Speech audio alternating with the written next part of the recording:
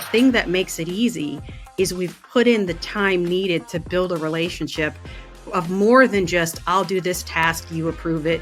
You ask me to do something, I'll do that. Like, it's also like, she knows about my family. I know about her family. I've been to her home. So it's building a personal relationship alongside of the professional one. I think that's people from learning and development industry.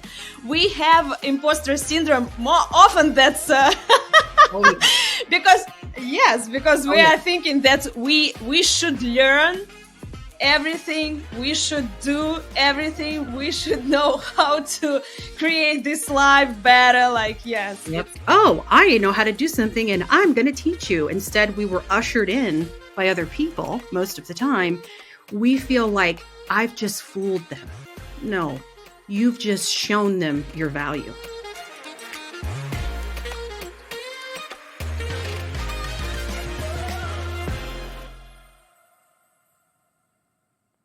Hello, and welcome, our dear listeners, to my podcast, Love People Technology Learning, and I'm your host, Tamara Kacharova, CEO, Lanes AI.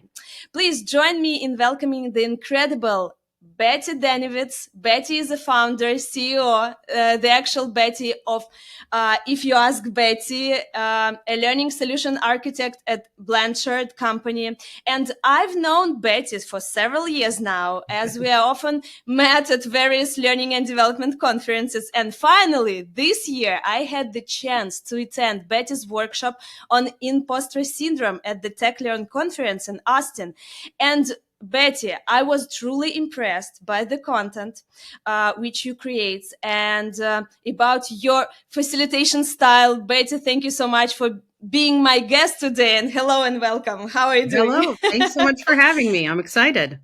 Yes. And in my podcast, first question always about your career journey, because like all my guests are people from learning and development industry. And could you start by sharing your career journey in the learning and development field? Sure. And I imagine it's not going to sound a whole lot different than many of your guests. I started my first sort of adult job was working for a bank. I was a part-time floating teller. So back then we used stamps to ka-chunk to stamp tickets. We didn't even run them through the computer. I just gave away my age. Anyways, so I started out there and I worked my way up in the branches. And for about 4 years, I worked in the retail branches. And then they came to me one day and they said, "Hey, Betty, you're really good at what you do. You want to teach other people how to do that?" And this is where I think the story of me and every other L&D person pretty much aligns is I was really good at what I did. They were like, "Hey, do you want to teach other people?" And I was like, "Sure, I can do that." And and so that's kind of how my career started in L&D. I was in L&D at that particular organization, that bank, for like 12 years. And then I moved to another financial organization for about 5 years. And I've been at Blanchard now for a little over about 4 years. So I've been in L&D 20 years. And and I love it. I love it because we get a chance to make a difference in people's lives and help them have better days at work. And I mean, what's not to love about that? Yeah, about your stamps. I have a lot of stories about my journey the same way, because like I think we have the same age. And it's not like just computer and something. Yeah. And yes, I love what you tell, that we can change or like we can influence some people's lives. And it's like it's great when you have a great mentor, coaches, and like facilitators who support you in this. And it's really important in our life. And like thank you for sharing this experience. And like some interesting that I started my career in the same industry, in banking and investment industry. Yes, like how I started. Okay, and tell you more. And it's really interesting for me because like, when we are working together and we have some inspiration, and I want to talk to you about what inspires you most about your work, and how does this inspiration influence the educational solution which you design, create, and like give to your learners. Well, I've done a lot of soul searching over the years and trying to figure out, what am I here for? What is my purpose? What is my mission? What are the things that really light a fire in me?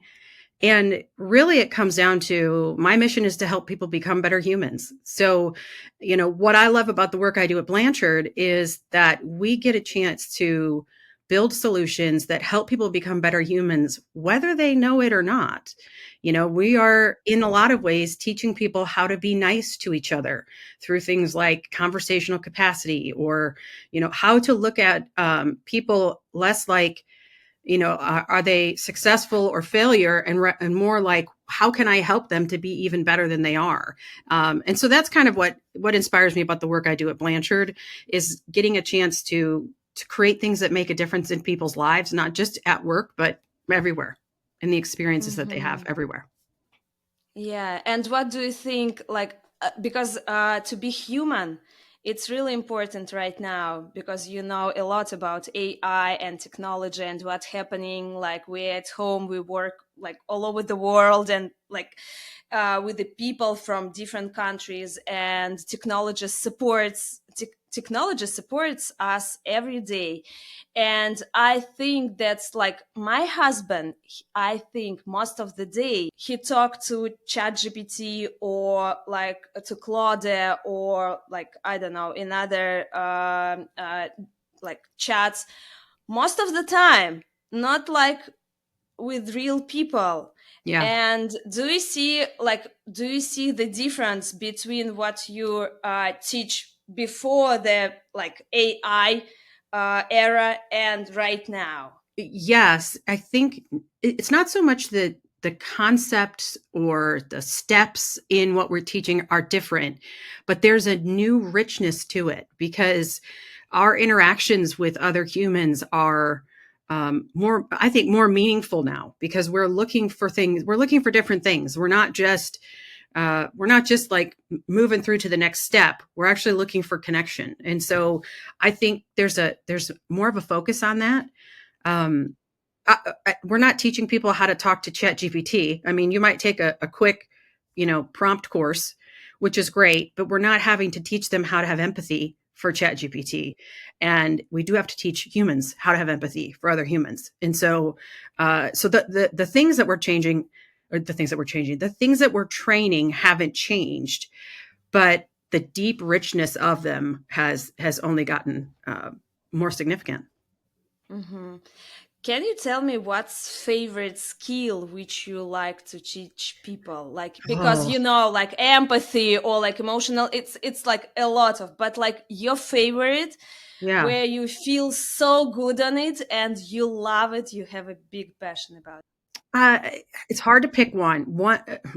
One that I do really love is when we get a chance to talk to people about emotional intelligence. And so understanding, um, basically, that you are in control of yourself, this whole idea of self-regulation. And um, sometimes when you teach people that their actions have effects on other people emotionally, there's a light switch that goes on, and they're like, oh, I need to quit being such an asshole.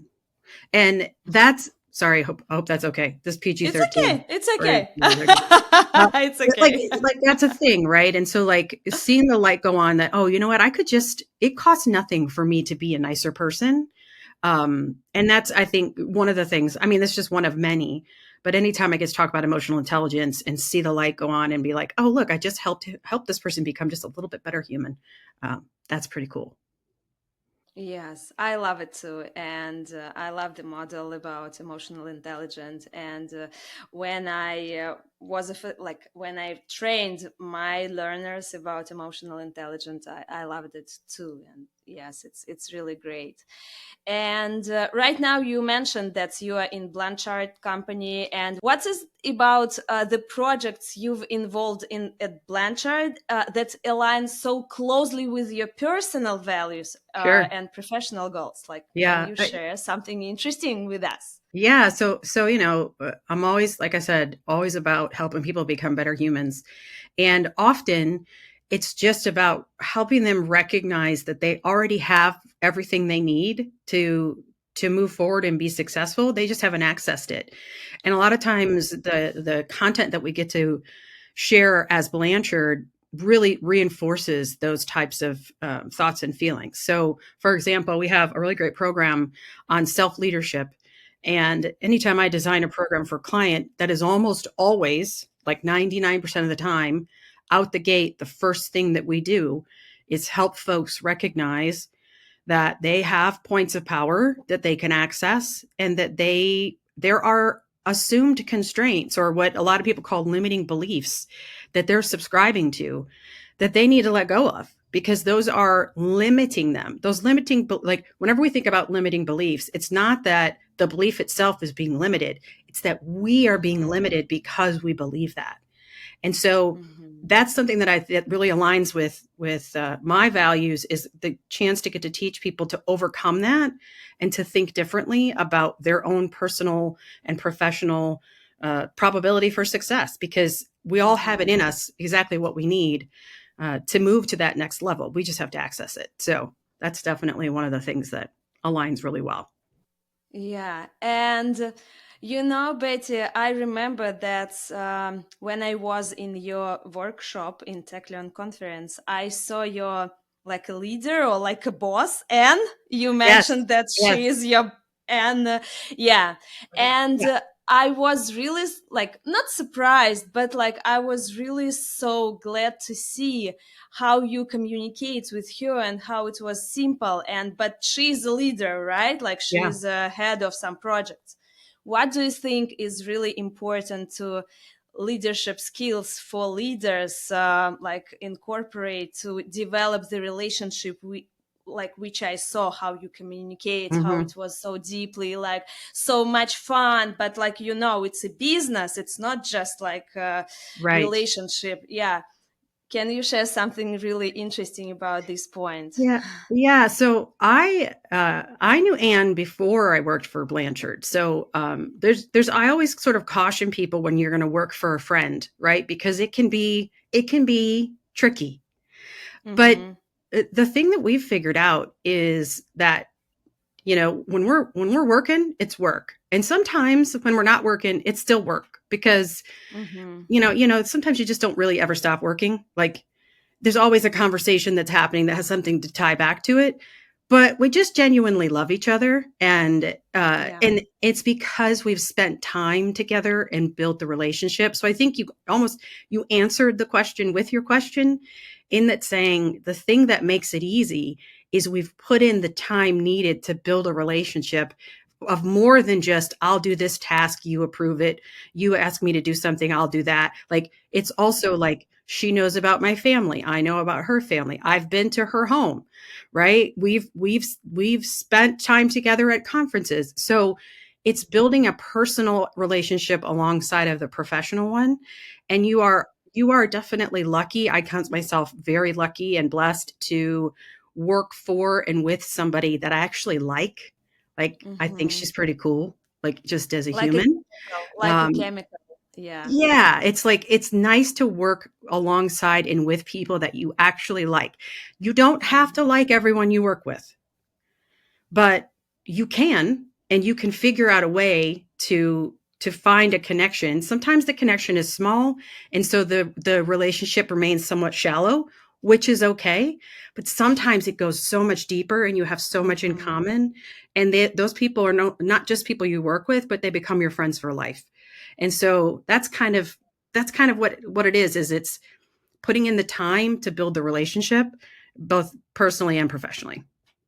Yeah, right. And what do you think? How to do that in virtual life? Because, like you are remote too. I think that's you live with your team like all over the states, right? Like how to do that in virtual? What do you think about leadership skills and like a team? And I even have teammates that are across the pond in the UK, and Mm-hmm. love them to pieces. Love you, Peter. Hopefully he's listening. But again, it's the same idea. It's like, you have to spend time together. So when the opportunity comes to be in person, be there. be there, spend time with them, talk about things that are in and outside of work, get to know who they are as a human.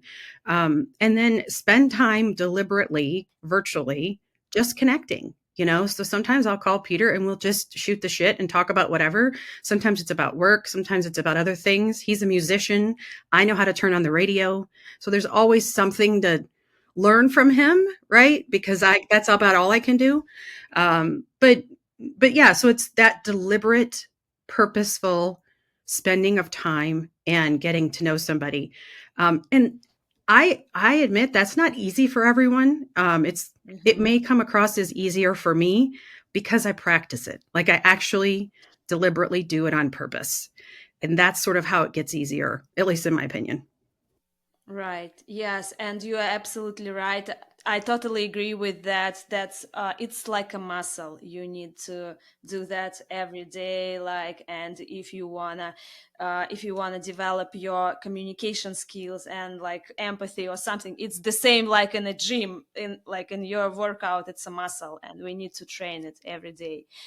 I think it looks like a culture because when you talk to people like some kind of ways, when you spend time, it's like a culture code which we have. And I think like it's a time to ask you about organizational culture, because Sure. you emphasize the importance of organizational culture in your posts. Mhm. I read a lot. And organizational culture can make or break a company's success. As Peter Drucker famously said, like, that's culture eats strategy for breakfast. And he's right. Yes. And in your experience, Betty, how can organizations create a culture that genuinely supports continuous learning and growth? Because today we're talking about learning and growth.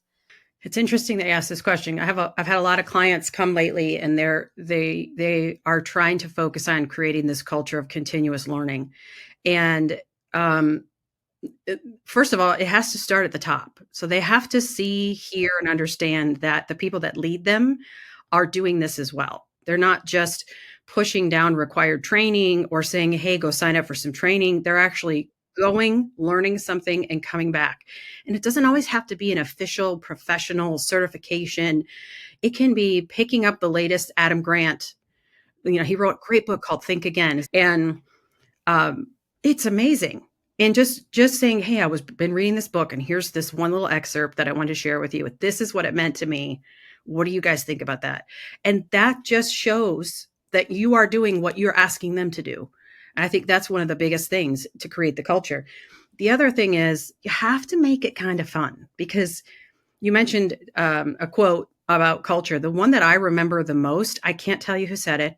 I don't remember, but it's Mm-hmm. culture is what happens when nobody's watching. Mm-hmm. And Absolutely. it's very true, right? So, like, it's when no one is paying attention, that's when culture is happening. So, it's the conversation I'm having with Peter, or it's the conversation I'm having with somebody in production, or it's the conversation I'm having with you if you and I are working together.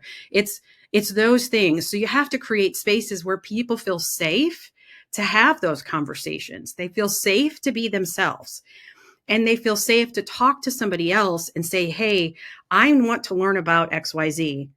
What do you think? Do you know anything? Do you know anybody? And so it's more than building it into performance objectives. It's more than making it a mandatory training. It's about showing and modeling the way, if we're going to use corporate speak here, that you're always learning and always sharing. Because if you're just Mm-hmm. learning and you're not sharing, nobody knows. And so it can't become a thing. It can't become a culture thing if you don't share it. So we have to have opportunities and feel safe to share what it is that we're learning. Yeah, absolutely. And I think on this point, subject matter expert can help, Oh, like sure. in turn, the yes, internal can support and help. And I think the managers are really crucial on this, like on this line too. Like, yes, because they need supported too. And you mentioned that the culture, it's something what we can touch, but we are watching, right? it's like always about like different countries too, not just about organizational culture, but like we know something and we prepared for something always. And yes, I love this point. Thank you for telling about that. And right now I want to talk to you about your great podcast, because you are the host and creator of your own podcast. Yes, And indeed. one of the topics, yes, you consistently cover is dealing with imposter syndrome. And I Mhm. was in your workshop too. And you helped me at the conference with my imposter syndrome, because I think that people from learning and development industry, we have imposter syndrome more often. That's Oh yeah. because yes, because Oh we yeah. are thinking that we should learn everything, we should do everything, we should know how to create this life better. Like, yes, Yep. it's I think so. Do you think so or no? 100%. I think we put a lot of pressure on ourselves, and we show up, we're like, "Hey, we're the expert on learning." And the business is like, "Do it this way. Do it a different way." Yeah, And absolutely. it's like taking the air right out of the, just like you just imagine letting the air out of a balloon and it just shoots across the room and it just lays flat, because it's like, why do we bother? And Yeah. just the nature of our work definitely perpetuates the cycle of imposter syndrome. 100% agree. Oh my God. And I will ask next question, which I wanted to ask you. But right now, I have a real, I think, interesting question, and maybe some tips and recommendations for learning and development profs who are in imposter syndrome right now with the business, who like push the balloon and go out, like how they need to handle it, like how they need to what they need to do, something like to be brave, and like, you know, what's your recommendation for them? You know, I've been in that position so many times, and it is frustrating. It is deflating, literally. It is discouraging. It is all of those things. So, the first thing I would say is you need to feel your feelings, because stuffing them down or pushing them aside is only going to make them come back with a vengeance. So, feel how you feel, and check with your, I call them my personal board of directors, or your a group of folks that you have that you know will tell you the truth. So maybe it's people in your organization, maybe it's people you know in the industry, and say, look, I just went, I pitched this idea, and all they said to me was, nah, we just want you to do a video. And it makes me feel like this. And when you say out loud how you're feeling, you take away the power that those feelings have over you. And then this is from Psychology 101. Okay. So this is not Betty speaking. This is Betty's life experience speaking. Right? So, like, if you say out loud, it makes me feel unvaluable, unnecessary, inadequate, blah blah blah. And then your board of directors is going to help you understand, or those people, those trusted people in your life are going to help you understand and remember who you are. And you are an expert. You wouldn't have this job if you weren't. And that's something Hmm. that we often forget, because we think we just stumbled our way in. I mean, Yeah. look at my origin story. Look at most of our origin story. They are literally, oh, you're good at this. You want to come teach other people? Sure. Why not? And so, because we didn't necessarily come in like, oh, I know how to do something and I'm going to teach you. Instead, we were ushered in by other people most of the time. We feel like I've just fooled them. Hmm. No, you've just shown them your value. Hmm. And just Yeah. because the business isn't seeing that right now doesn't mean that you're not still valuable. Doesn't mean that what you know isn't the truth. Because here's the thing, do yourself a favor, document what you suggested. If the business insists that you do it differently, you're going to need to do what the business does, because L&D makes no money. The business makes money. That's just bottom line. It is what it is. We make no money. We have $8 in our budget and we make no money. So, and the business has all the money. So eventually you can't convince them otherwise. Fine, you do what the business said, but you make sure that you've documented what you recommended, so that when it comes back and it didn't go quite as nice as they thought, it's not a neener neener I told you so. It's a, what do you think? Maybe we should try this.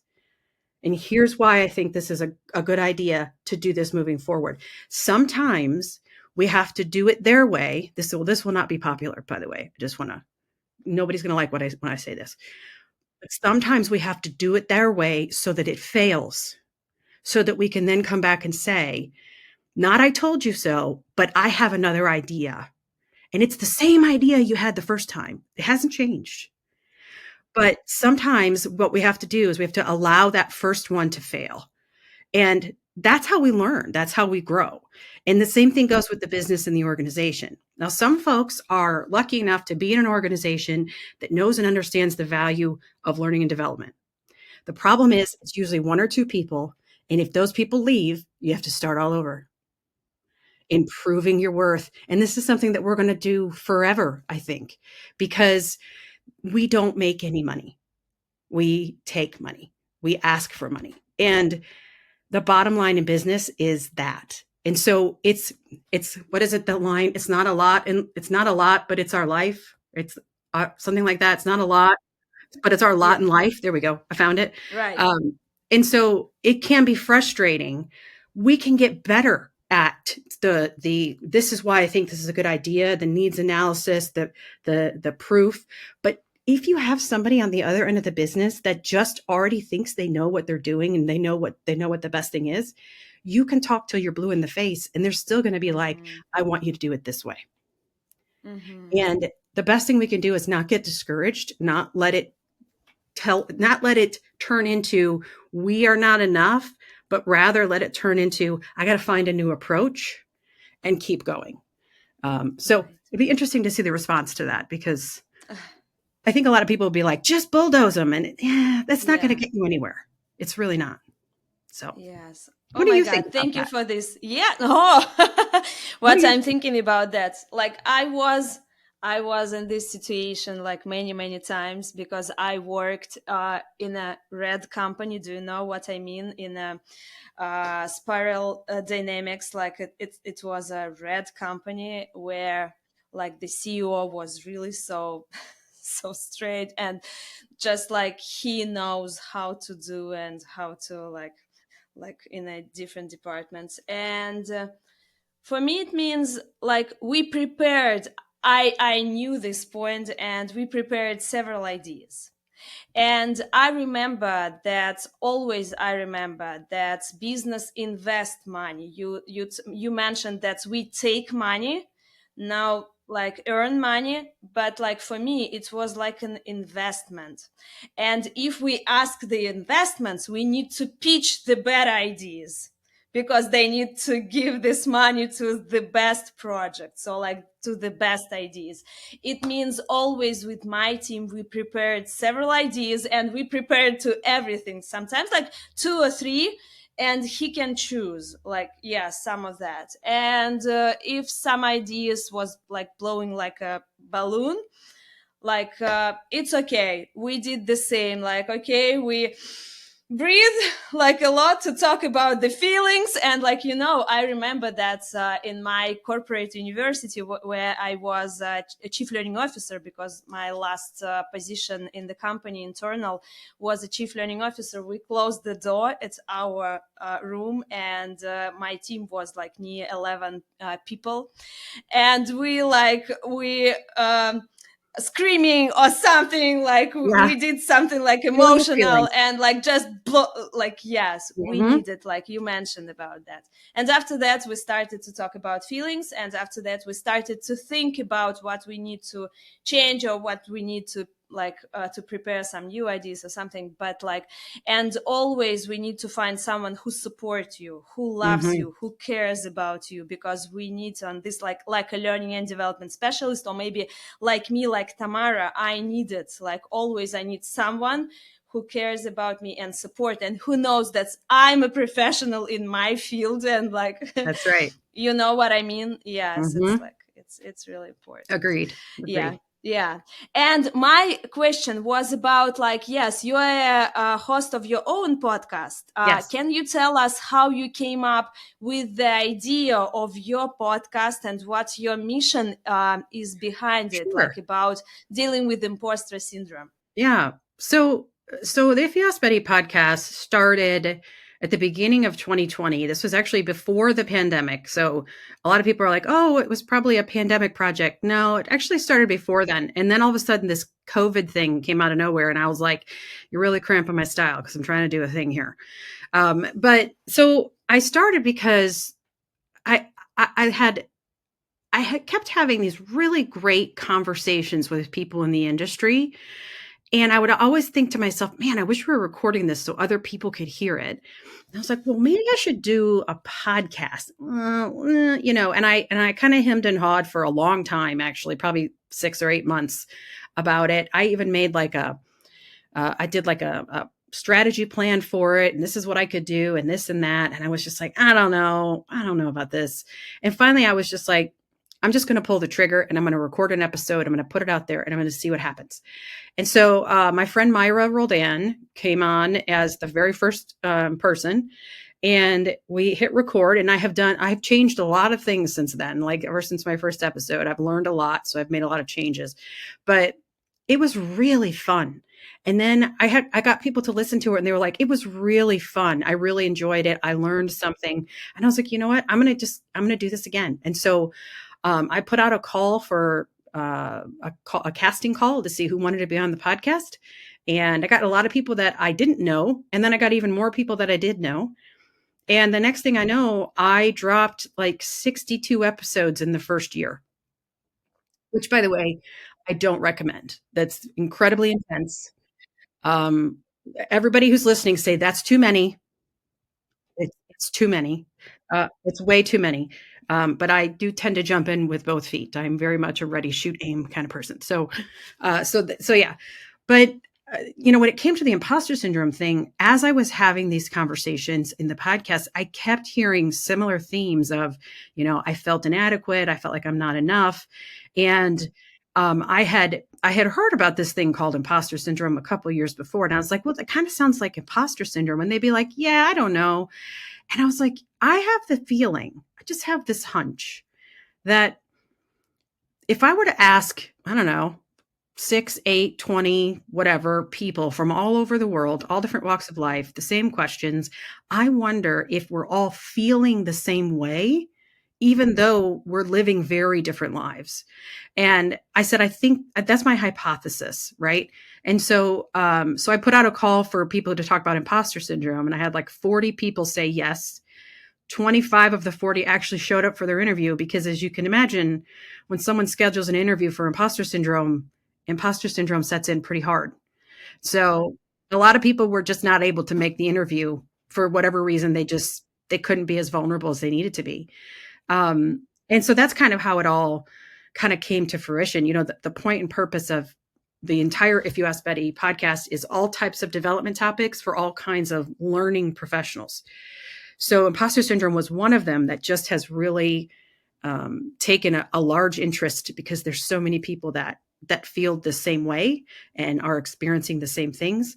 And so the more stories I think we can tell, the more we can help people feel less alone and much more able to cope with and conquer these feelings of imposter syndrome. So hopefully that answered your Oh my question. God. It was kind of Yeah, it's screaming, like but it's a beautiful story, and like I love it. And maybe one day you will write your PhD, maybe PhD oh, I don't know about that. work I like might write a book. about that.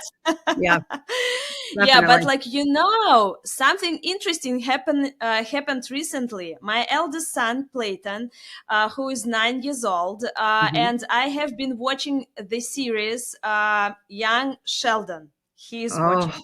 oh, Yes, and just a couple weeks ago, you released an episode with Judy Katz where you talked about Sheldon. neurodivergence. Yes, and Clayton heard this episode with me where you mentioned Sheldon. Yes. And after that, we had a very open conversation about autism, ADHD, dyslexia, and everything related to it. So not only are adults listening to your podcast, Oh, but children are too, and I it's love it. helping to develop, yes, emotional intelligence, and overall it was really, oh my God, like he started to watch Young Sheldon, I think 1 week ago. Yeah. and he heard the episode, and you mentioned Sheldon. It was like a magic. I don't It know was how it's magic. happened, but it's Oh, happened. yay. Yes, thank you for that. Thank you Thanks for for that, telling me that. Betty. I love that. Yes, I love yes, I that. love that And I too. love Yeah, Sheldon. I love the character of Sheldon. I love He's to. so great.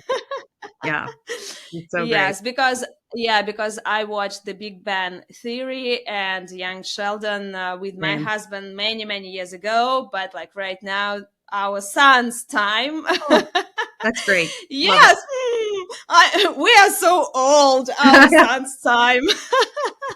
Shh, yeah, shh.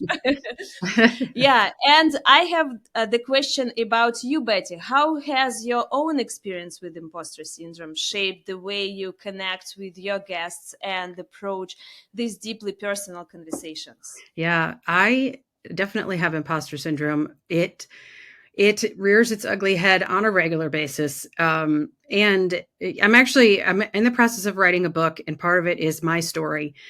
And Mm, it's hard to tell your own story. And I hope that mhm, anybody listening to this that was on the If You Ask Betty podcast talking about imposter syndrome, I know how hard it is to tell your story. And so I'm so proud and so grateful that people came forward and did this. But I've got things that I can think back to, um, that have caused imposter syndrome feelings, and that that I've had moments in my life where I know I've definitely felt it, but never had the words for it. I mean, I had my first panic attack at work when I was like 19, and when I look back, I recognize the feelings leading up to it as being a lot of imposter syndrome, and just feeling like I'm not enough, I'm not good enough, I don't belong.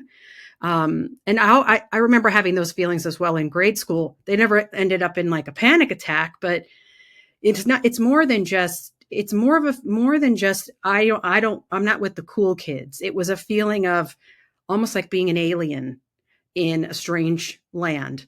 And so to answer your question, I mean, that's really what's driven me to want to know more, right? Is because I want to know, first of all, have you ever felt like me? And then also, do you know that you've also felt like her and him?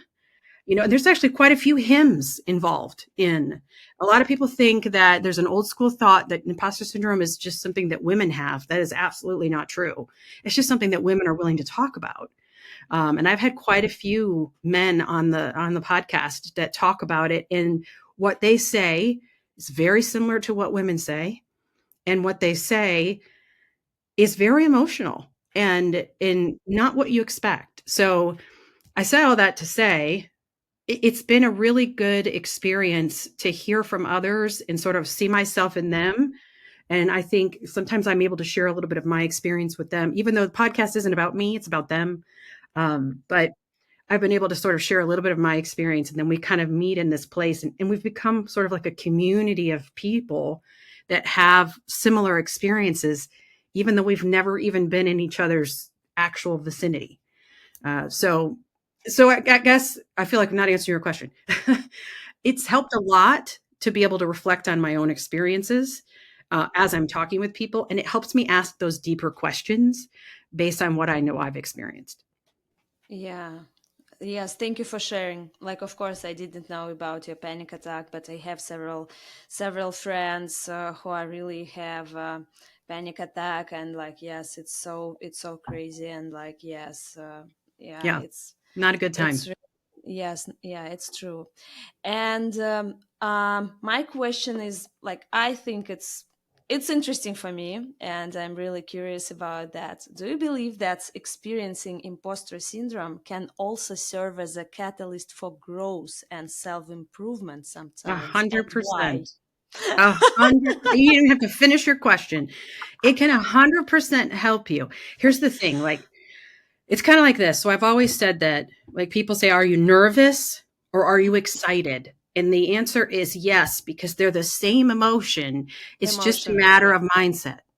So if I'm excited and I'm happy and positive, thinking positively about it, I'm excited. If I'm excited, but I'm thinking negatively about all the things that could go wrong, I'm nervous. It's the same emotion.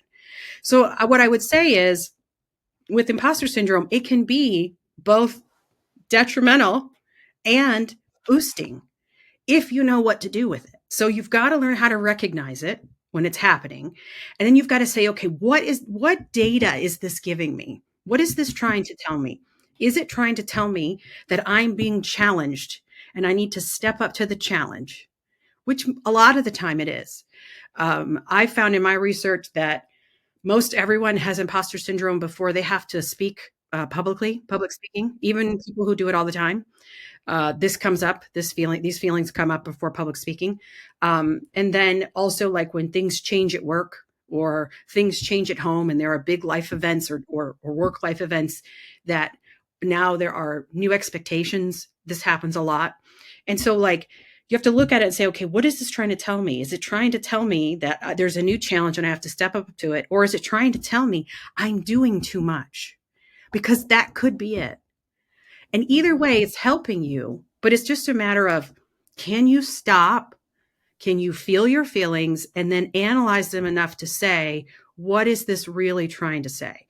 And sometimes we can't because we're just too in our head. And that's where, our board of directors or our trusted advisors or whatever we want to call them, your circle of trust, whatever, where those people come in and you say, listen, this is what's happening. I think it's this. What do you think? And they know you well enough and they care about you enough that they're going to tell you the truth. Like, I think you're trying to do too much. Mm-hmm. And that is it telling you, hey, you know what? The reason you're feeling like you're inadequate is because you really don't have enough energy or time to do this. Right. And so you might need to rethink what you're trying to do. And so I think if we can use it as a data point and lean into it and be willing to be vulnerable with ourselves and with other people, it can absolutely help us. It can boost us. It can move us in the right direction, or it can save our energy that we're spending and spinning our wheels in other places. 100%.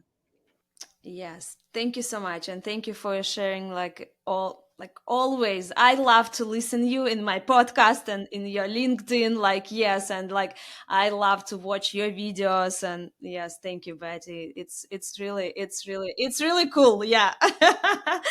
And in the second and the end part of my podcast, always I ask my guests something unique about you, like a personality, because all the guests are really unique and I believe in it. I know it. And my first question about you will be, what passions or interests inspire you outside of your professional work and how do they influence your approach to your life and maybe career? Yeah. Yes. I want to listen it because really I don't know nothing about you from the under the learning and development field. Nothing.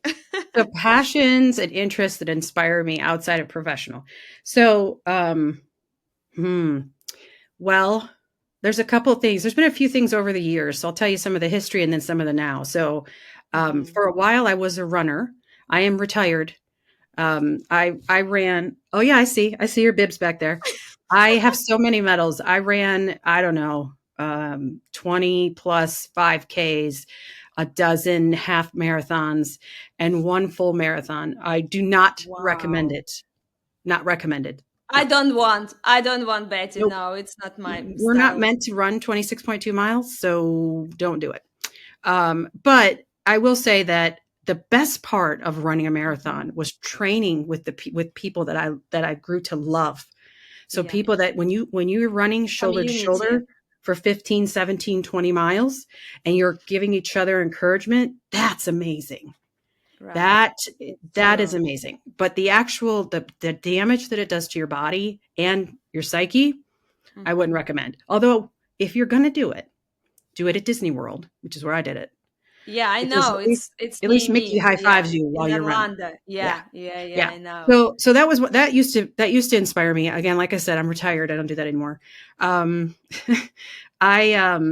used to scrapbook when my kids were little. I loved taking pictures with a real camera. Technology has changed so much that I just don't do it anymore. But that is something I used to do to just sort of capture memories. But I mean, now I'm a big Marvel Disney geek, right? Oh. So like right now, just I'm going to timestamp this episode for sure. Like right now I'm watching Agatha All Along. And Yeah. the next episode drops tonight at 9 o'clock, and I cannot wait. And like, I was so excited about it. And I'm not even into I'm not into like witchy stuff, but I do love Catherine Hahn. And I love Mhm. what they've done by pulling this out of from WandaVision, pulling this whole story out. I love it. I love the storytelling aspect of it. So for me, like, I already rewatched the first 6 episodes this week, waiting for this next one because Yes. that's the big dork I am. So Oh my that's those God. are things that I I take love actually. The it. pop culture stuff, I take a lot of sort of inspiration from. So yeah, those are some of the things that are Wow. passionate and I interests for love me. it. I love it. I love it. And I totally agree about running, about the community who support you. And like, yes, I love it. It's great.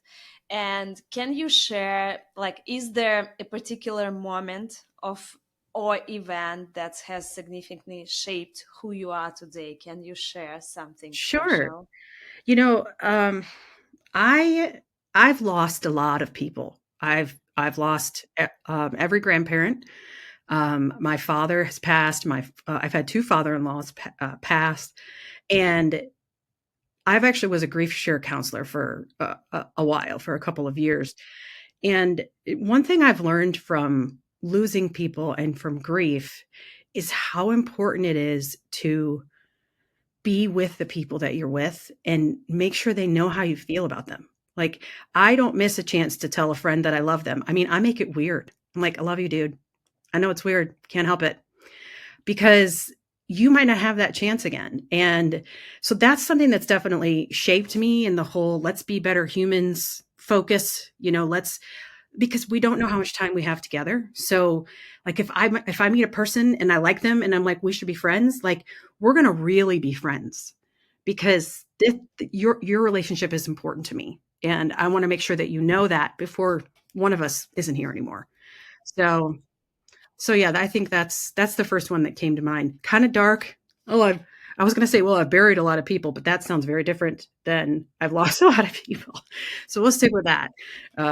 Yeah, We are at the same page with you because like I totally agree, and it's something which I learned um from lost oh my god, some of my people like my dad, and like, yeah. And it's why I teach my kids to be on time and say about love and share the feelings, because we don't know what happened like through 1 minute, several seconds. And like, it's why when we are on the way from home to school, when I drop them, always if we have a conflict in a car, because I have 3 boys, and in a ooh, car it's crazy, yeah. yeah, It's a I bet, crazy, and always we have a conflict or something, like, yeah. And it's why always we stop to conflict till the go out through the car. Like, yeah, we need to talk about that, we need to like to tell our feelings and everything, because like one day I tell them we don't know nothing. that's It's right. why we need to share, like, when you close the door, I love you, I love you. bye. Yep, Because like, yeah, it's really true. yep. It's true. Good And job, mom, for teaching those boys that. We gotta teach them because society doesn't teach them to talk about their feelings, so we have to. So good job. yeah, absolutely. Thank you so much. And like, in the end of my podcast, I have 3 quick questions for all the guests.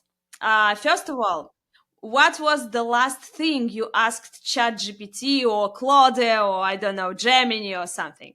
I spent a lot of time on ChatGPT.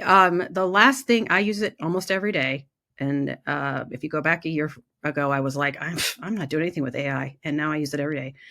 I asked it to create an image of me brewing something up because I used it in a post today on LinkedIn. The image did not look like me, but it was a redhead with glasses, and that Yeah. was close enough. Oh So, yes, I think I saw this yep, it picture. looked like I was Yeah. like brewing up like a potion. Yes. Yeah. Yeah. Yeah. Yeah. Okay. Next question. Tell your favorite quatrain or lyrics and explain why exactly you choose it and love it. So you do know that I love karaoke, right? Like, I don't know if you know this Right. about me. Yes, Yeah, I've so heard in your yeah, podcast that you love I do love karaoke. karaoke. I was terrified of it until I tried it, and now it's the only thing I ever want to do, karaoke. And I'll do an escape room every now and then, but I'd rather do karaoke. Anyways, so it's hard to pick one, but whenever I think about like what's my song or what do I hear sort of like beating in my heart, it's Don't Stop Me Now because I'm having such a good time. That's the one from Queen, right? Don't Stop Me Now. And I'm having such a good time. I'm having a ball. And so I'm having a good time, and don't stop me. Don't get in my way. Like I got things to do. I got places to go. I got people to talk to. Like don't try to stop me. So, and it's not a mean don't stop me. It's just a hold on. Let me keep going, Yes. So, yeah. Yes, thank you. And the last question is called Ask the Next Guest. On my podcast, Oh, here's how it goes.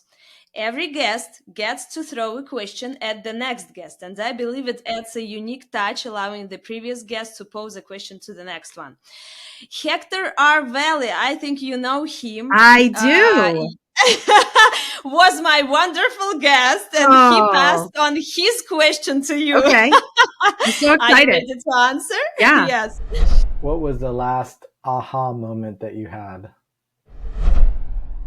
Oh, I wasn't ready for this one. I'm